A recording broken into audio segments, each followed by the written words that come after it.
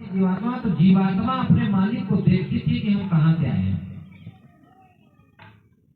और महात्माओं ने बताया कि सतयुग में सब योगी करी हरि ध्यान तरहि भव प्राणी। इस सतयुग में सब योगी, योगी का मतलब उस मालिक से मिले हुए थे और सब अपने मालिक का ध्यान लगाते थे, आते जाते थे। कुछ दिनों में जीवात्मा देखी कि यहाँ दुख है संसार में, अच्छा नहीं, तो जीवात्मा धीरे धीरे निकली और चली। और 1 लाख वर्ष का उम्र था सती में। तो जीवात्मा जो गई फिर वापस नहीं आई, जो गई वापस नहीं आई, क्योंकि देखी भाई वहां सुख नहीं है, वहां जन्म मरण है, तकलीफ है। जब जीवात्मा धीरे धीरे जाने लगी तो चिंता हो गई किनको? निरंजन भगवान को, जिसने कई हजार वर्ष तक तपस्या करके मांगा था जीव को वरदान में। तब निरंजन भगवान को चिंता हुई कि भाई सब जीव जब चले जाएंगे तो यहाँ का राज कैसे चलेगा, हमारा तपस्या बेकार हो जाएगा। तब उन्होंने आकाशवाणी किए ब्रह्मा जी को, आकाशवाणी से बोले कि ब्रह्मा तुम कुछ उपाय करो, नहीं सारे जीव चले जाएंगे। बोले क्या करें प्रभु? बोले मैं आकाशवाणी से वेद वाणी सुना रहा हूं, तुम वेद लिखो। तो 4 प्रकार के वेद लिखे, ऋग वेद, सामवेद, यजुर्वेद, अथर्ववेद। और वेदों में कहे कि तुम मेरा भी नाम मत उसमें रखना, मेरा भी जिक्र मत करना, तुम उसमें ब्रह्मा अपना और विष्णु का और शंकर का और देवी का, देवताओं का खचाखच भर दो कि जो सरस्वती का पूजा करेगा विद्वान हो जाएगा, जो लक्ष्मी जी का पूजा करेगा धन आ जाएगा, और जो शंकर जी का, ब्रह्मा विष्णु महादेव का पूजा करेगा स्वर्ग मिल जाएगा, वैकुंठ मिल जाएगा, धरती पर का राजा बन जाएंगे। अब जीवों को फंसाने का काम शुरू। तो निरंजन भगवान का नाम भी बदल गया। वहां से क्या हो गया? जब जीवों को फंसाने के लिए उपाय बनाने लगे, दुख देने के लिए, तो भगवान नाम काट करके उनका नाम हो गया काल, यानी ये काल का देश है। तो जो है निरंजन भगवान को कहा गया कि काल, यानी जीवों को फंसाने के लिए, जीवों को दुख देने के लिए उन्होंने उपाय रखने लगे। अब जो है वेद बन के तैयार, 4 प्रकार के वेद। तो वेदों को उस समय बच्चों को पकड़ा दिया गया। जब बच्चे बड़े हुए तो बच्चों को पकड़ा दिया गया, तो बच्चे पढ़ने लगे। तो बच्चे देखे कि इसमें लिखा है कि ब्रह्मा का पूजा करोगे तो स्वर्ग मिलेगा, वैकुंठ मिलेगा, विष्णु का पूजा करोगे तो स्वर्ग वैकुंठ मिलेगा। तो उस समय जीवात्मा यानी सोची कि भाई चलो हम देख लेते हैं स्वर्ग कैसा होता है, वैकुंठ कैसा होता है। तो उस समय क्या है, स्वर्ग वैकुंठ के चक्कर में और यहाँ मृत लोक की कुछ चीज पाने के चक्कर में तपस्या करने लगे। और जीवात्मा थी साफ और पाक। तो जीवात्मा यानी कहे कि ओम ब्रह्मदेवाय नमः। अब ब्रह्मा जी देखिए भाई मेरे को कोई पुकार रहा है, तो जब फंसाना होता है किसी को तो तुरंत आए। और साफ पाक थी जीवात्मा। ब्रह्मा जी बोले बच्चा बताओ तुम क्यों हमको पुकारे, क्या चाहते हो? तो किसी ने स्वर्ग मांग लिया, किसी ने वैकुंठ मांग लिया, किसी ने धन दौलत मांग लिया। यानी उस समय के सब लोग यही मांगने लगे। अब जो है जीवात्मा इस मृत लोक से लेकर स्वर्ग वैकुंठ तक में फंसने लगी। और जब जीवात्मा स्वर्ग में गई, कुछ दिन तक खिले पूरे मृत लोक के, जब वहां से समय पूरा हुआ फिर मृत लोक में आ गई। अब जो है जीवात्मा धीरे धीरे धीरे धीरे सब फंसने लगी। अब जीवात्मा अब फंसने लगी और बल भी था उनके पास, 1 लाख वर्ष का उम्र था। तो उसी बल के अनुसार और वरदान में पाए ही थे, धन भी दौलत भी। तो जब धन दौलत हो जाता है तो क्या होता है, लोगों को अहंकार आ जाता है। आज देखिए कोई पटवारी बन गया, कोई कलेक्टर बन गया, कोई विधायक बन गया, तो कितना घमंड हो जाता है। 1 लाख वर्ष में बताइए स्वर्ग का मालिक बना दिया जाए, वैकुंठ का मालिक बना जाए, धरती पर का मालिक बना दिया जाए, तो कितना बड़ा अत्याचार करेगा। तो जो है ध्यान से सुनिए, अभी कुछ नहीं पता। अभी जय गुरुदेव आया क्यों, इस उसकी बात हो रही है कि जय गुरुदेव आया क्यों। अभी सतयुग की बात हो रही है। अब जीव को फंसाने का उपाय पूरी तरह से बन गया। अब जीव फंसने लगा, बल मिल गया, धन मिल गया, दौलत मिल गया, लड़के बच्चे मिल गए। अब होने लगा अत्याचार, एक दूसरे से लड़ाई करने लगे। अब जब लड़ाई करने लगे, झगड़ा करने लगे, अत्याचार बढ़ते गया और सतयुग में अत्याचार इतना बढ़ा कि अंत का राजा बना राजा हिरण्यकश्यप। और जब जब परिवर्तन हुआ है राजाओं के द्वारा ही हुआ है। जब हिरण्यकश्यप राजा बने सतयुग के अंत में, तो उस समय इतना अत्याचार हो गया कि हिरण्यकश्यप बोले कि मैं अब हिरण्यकश्यप नहीं हूं, मैं राजा हिरण्यकश्यप हूं। अपने बल के द्वारा उन्होंने पूरे संसार में कब्जा कर लिया था। जब इतना में भी पेट नहीं भरा, तब राजा हिरण्यकश्यप बोले कि अब हमें भगवान बनना है। जब भगवान बनने की इच्छा हुई तो उन्होंने ब्रह्मा जी का तपस्या करने लगे कि ब्रह्मा जी से हम वरदान मांगेंगे अमरता का। अब हम कभी न मरे, राजा तो हूं लेकिन अब हम ऐसा वरदान मांग ले कि मैं कभी न मरूं। अब जो है कि ब्रह्मा जी का तपस्या हिरण्यकश्यप करने लगे,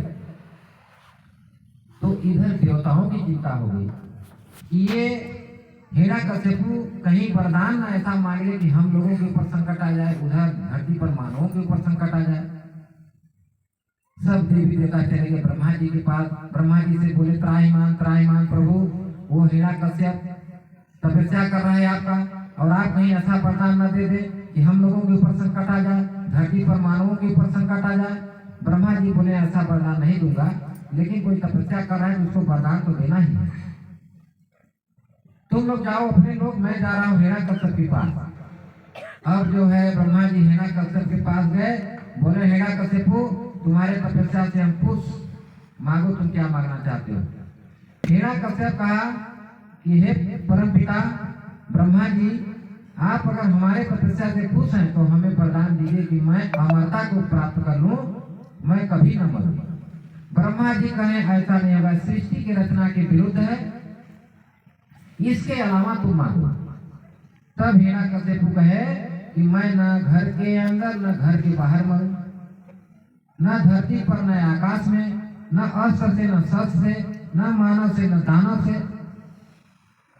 हमको कोई न मार पाएगा, न तो रात में न दिन में। ब्रह्मा जी के तथास्तु। अब देखिए यहीं से लीला शुरू, लीला यहीं से शुरू कि उसने किसका तपस्या किया, ब्रह्मा जी का। अब ब्रह्मा विष्णु महादेव के जो पुजारी हैं वो भी थोड़ा ध्यान से सुनेंगे कि ब्रह्मा विष्णु महादेव यानी ब्रह्मा का पुजारी हिरण्यकश्यप, उसने वरदान में मांग लिया कि हम न रात में मरे, न दिन में, न अस्त्र से, न शस्त्र से, न मानव से, न दानव से। तो जीव का मालिक कौन है, निरंजन भगवान। तपस्या करके वो न मांगे जीव को, तो निरंजन भगवान उधर देख रहे हैं कि ये तो बहुत बड़ा अत्याचार करेगा, इतना बड़ा अत्याचार करेगा, न रात में न दिन में, जब मरेगा ही नहीं तो भी तो अत्याचार करता ही रहेगा। तब निरंजन भगवान कर्मों के आधार पर, इसीलिए बाबा जी कहते हैं बच्चा कर्म ऐसा करो कि तुम्हारे घर में लड़के बच्चे अच्छा जन्मे। अब हिरण्यकश्यप के कर्म के आधार उन्होंने देखा कि ये बहुत गलत काम करेगा, ये अपने को भगवान बनाएगा।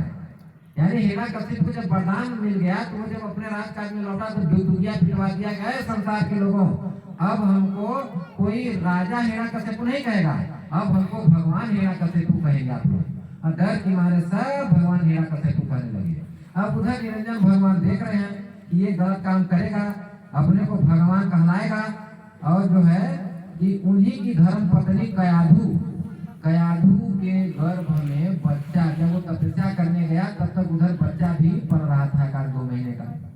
अब 5 महीने का जब बच्चा माँ के गर्भ में तैयार हुआ तो भक्त प्रहलाद का जीवात्मा लाके डाल दिया, यानी ठीक उसके विपरीत काम करने के लिए। अब जो है हिरण्यकश्यप को सारे संसार के लोग भगवान कहने लगे, उधर उन्हीं के धर्म पत्नी के गर्भ से निकला हुआ बच्चा भक्त प्रहलाद वो हरिओम जप रहे हैं। उधर सब जो है भगवान हिरण्यकश्यप को जप रहे हैं। तो जब प्रहलाद हरिओम जप रहे हैं तो लोगों ने अगर बगल के कहे कि हे भगवान हिरण्यकश्यप, आपका लड़का आपको भगवान नहीं मानता, जबकि आप दो भगवान है, पिता भी है और भगवान भी है। हिरण्यकश्यप है मेरा लड़का मेरे को भगवान नहीं मानता, तब तो ये अपयश फैल जाएगा संसार में। और अपयश धीरे धीरे फैलने लगा। लोग कहने लगे कि हे भगवान, आपका लड़का आपको भगवान नहीं मानता, हम लोगों को कहते हैं आप भगवान मानिए। तब हिरण्यकश्यप को हो गई चिंता। दुनिया का सबसे खराब चीज होता है चिंता। आज चिंता और शंका, आज चिंता में शरीर खत्म हो गया, शंका में पूरा संगत खत्म हो गया। तो चिंता ऐसी डाकिनी काट कलेजा खाए, वैद बेचारा क्या करे, कहाँ कहाँ दवा लगाए। चिंता चिता की समान। जिसको चिंता हो जाता है तो चिंता, जैसे पति पत्नी के झगड़े का चिंता हो जाए, भाई भाई का हो जाए, घर में कोई विवाद हो जाए, तो बेचारे दूसरे को नहीं बता पाते। अपना संकट किसको बताएं, जिसको बताएंगे वही मजा लेगा, इसलिए अंदर अंदर घुटते रहते हैं। वही स्थिति हिरण्यकश्यप के ऊपर बनी। तो हिरण्यकश्यप चिंता करते करते उनके मन में आया कि अपने नात रिश्तेदारों को, अगल बगल पड़ोसियों को लगा दें कि प्रहलाद को एक बार समझा दें कि हमको भगवान माने। अब भक्त प्रहलाद नहीं माने, कितना भी समझाए तो भक्त प्रहलाद जब नहीं माने तो भक्त प्रहलाद को मारने के लिए उन्होंने कहा भेजे समुद्र में, बोले कि समुद्र में डाल दो। अब देखिए, अब सोचिए, जो जय गुरुदेव में जा करके नाम दान ले करके जो उधर पत्थर की पूजा शुरू कर दिए, तो थोड़ा सा ध्यान से सुन लीजिए कि किसने भक्त प्रहलाद को समुद्र में फेंकवाया। ब्रह्मा का जो वरदानी था हिरण्यकश्यप। अब समुद्र में जब फेंक दिए तो वहां कौन रक्षा किए, क्योंकि वो तो ब्रह्मा के पुजारी का, न तो ब्रह्मा का नाम लेते थे, न विष्णु का नाम लेते थे, न शंकर का नाम लेते थे।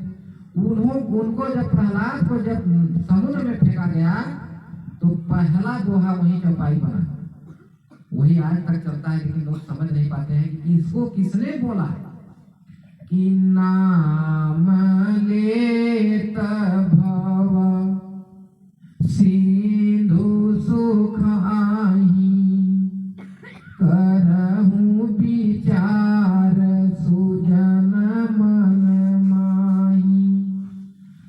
नाम लेत भव, भव माने दुख, नाम लेत यानी वो कौन सा नाम लिए कि नाम लेत भव माने दुख, किसके समान, सागर के समान। यानी मेरे को सागर में फेंका गया है और सागर में उनको डुबा पाया न मार पाया, तो सागर में उनकी मदद हुई। वो नाम, वो कौन सा नाम। जब समुद्र में नहीं उनका कुछ कर पाए तब गर्म कढ़ाई के तेल में डाल बैठा दिया गया। उसमें जब कुछ नहीं कर पाए तो पहाड़ से गिराया गया। जब उसमें भी कुछ नहीं कर पाए तो होलिका जो ब्रह्मा से वरदान पाई थी कि हमको अग्नि नहीं जला पाएगी, तो प्रहलाद को अग्नि में लेके बैठ गई तो होलिका जल गई और भक्त प्रहलाद बच गए। वो कौन सा नाम है जिस नाम को लेने से समुद्र डुबा नहीं सका, गरम तेल जला नहीं सका, अग्नि जला नहीं सकी और पहाड़ से गिरने पर कोई मार नहीं पाया। वो कौन सा नाम है। अरे माता पिता भाइयों बहनों, जिसने बताने आया उसका बात आप लोगों ने नहीं माना, इसलिए आज का संदेशा बहुत महत्वपूर्ण है। तब जब कोई उपाय, कोई विधि हिरण्यकश्यप कर लिए, जब नहीं मार पाए, तब स्वयं एक पिता यानी धर्मात्मा पुत्र पर उसको खंभे में बांध कर, लोहे की खंभे में और गर्म करके, अब वो हिरण्यकश्यप को कहता है कि बोलो तुम्हारा भगवान कहाँ है, अगर तुम्हारा भगवान है तो बुला लो, आज तुमको कोई नहीं बचा पाएगा। भक्त प्रहलाद कहते हैं हमारा भगवान कण कण में दिखाई दे रहा है, खंभे में है, पेड़ में, पौधे में, यहाँ तक कि आप में भी वो भगवान है। बोले खंभे में है, बोले हाँ। बोले ठीक है, तो भगवान को पुकारो, मैं खंभे को ही खत्म कर देता हूँ। जैसे तलवार उठाया, खंभे से नरसिंह भगवान प्रकट होते हैं और नरसिंह भगवान उसको अपने जगह पर लेकर के कहेंगे दुनिया के लोगों, जब जब भक्तों के ऊपर कोई हाथ उठाएगा तब मैं कुछ न कुछ रूप बना करके प्रकट होऊंगा और जो है उसका विनाश कर दूंगा। उन्होंने दिखाया। आज धरती पर के लोगों देख लो कि जो अत्याचारी अनाचारी जो